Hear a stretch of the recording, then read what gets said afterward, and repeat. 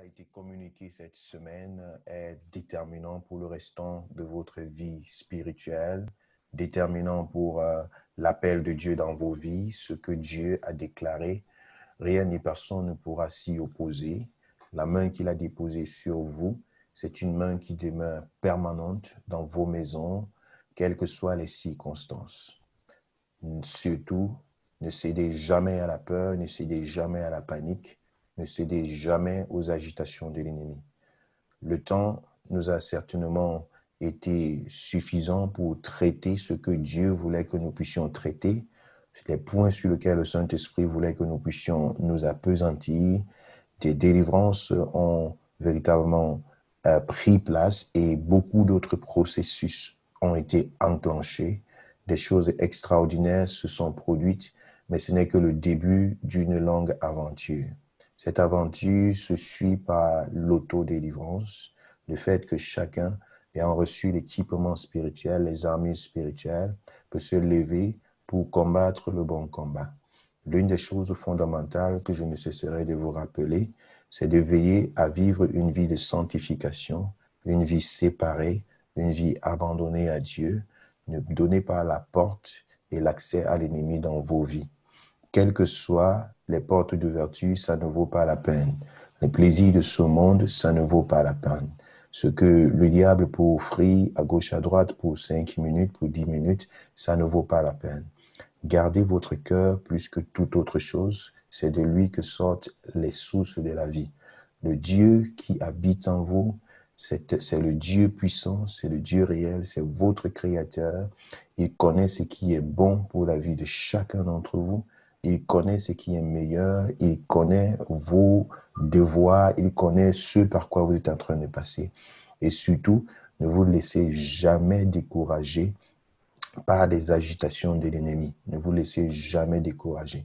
Et pour ceux d'entre vous qui ont fait cette expérience nouvelle de l'effusion du Saint-Esprit, c'est une nouvelle aventure qui commence. Vous savez, dans la délivrance, on a besoin d'un impact particulier du Saint-Esprit parce que la Bible nous dit, là où il y a l'Esprit de Dieu, là est la liberté.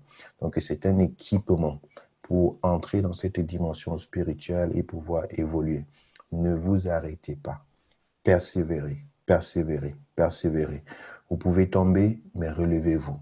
Il n'y a pas une garantie que personne ne tombera, mais il y a la garantie que si tu te relèves et que tu décides de ne plus regarder en arrière, mais de regarder en avant, le Seigneur te tiendra par la main, il courra avec toi et il t'entraînera dans les profondeurs de sa présence.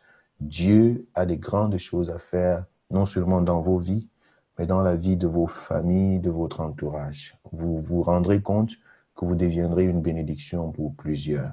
Et surtout, autre chose que je voudrais vous donner, ne vous étonnez pas de recevoir des messages de la part de certains membres de vos familles, de recevoir des informations de la part de certaines personnes qui spirituellement ont dominé sur vous, spirituellement ont eu du contrôle sur vos vies.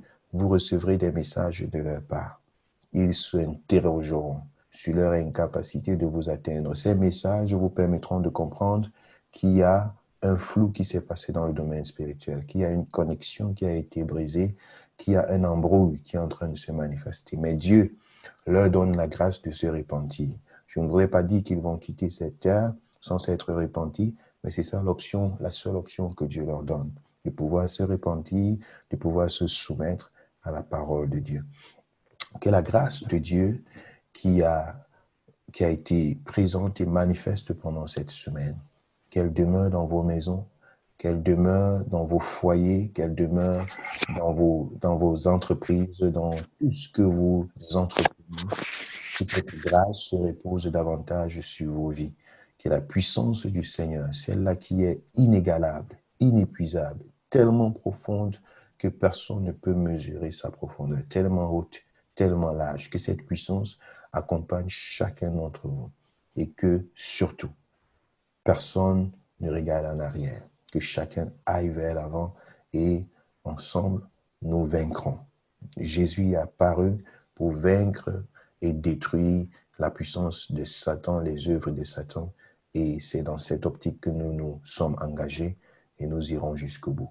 Malgré que le combat pourrait être rude dans ta vie, je voudrais te rassurer, nous ne combattons pas pour la victoire, nous combattons dans la victoire. Nous combattons avec la certitude que la victoire, elle est manifeste. Dieu ne va forcer personne. Il veut que les cœurs soient prêts, que les cœurs soient prêts et disposés pour pouvoir saisir ce qu'il a pour chacun. Et lorsqu'on vient avec cette prédisposition, on est forcément transformé.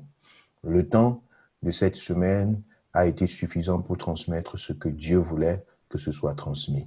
Beaucoup d'autres choses n'ont pas été transmises, mais Dieu nous permettra et nous donnera la grâce de trouver d'autres occasions pour entrer dans d'autres domaines du combat spirituel, d'autres domaines qui sont, n'est-ce pas, bien et importants pour exceller davantage dans ce domaine.